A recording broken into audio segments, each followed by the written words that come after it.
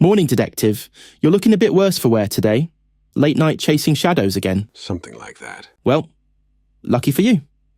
This new case might just wake you up.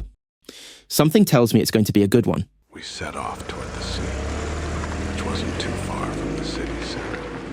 The drive was brief, the bustling streets giving way to quieter alleys as we approached.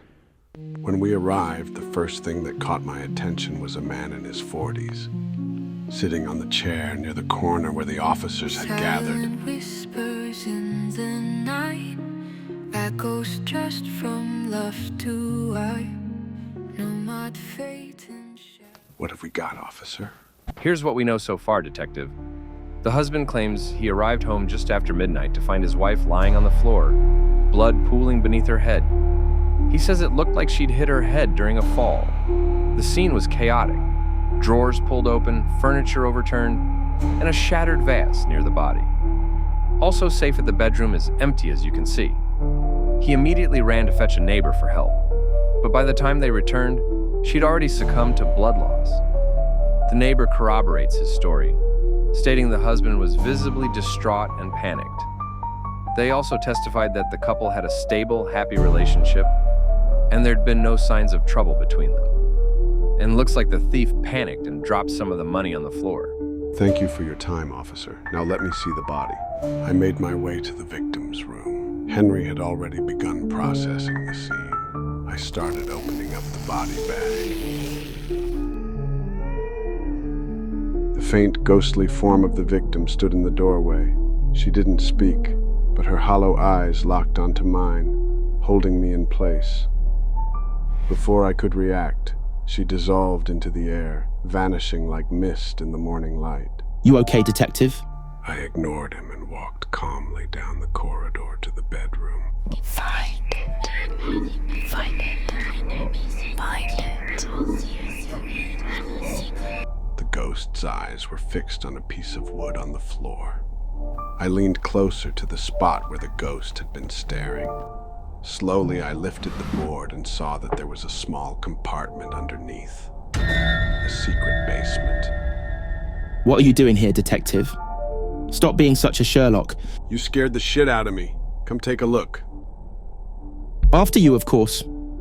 We can't let whatever's hiding in the shadows make a surprise attack on this lad, can we? It's so dark in here. Did you find the light switch?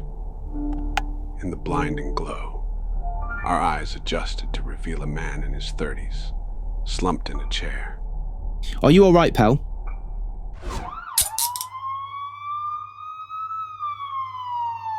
He explained how he had worked late, how he had come home to find his wife with a man he didn't recognize. The sting of this betrayal, real or imagined, had driven him into a blind rage.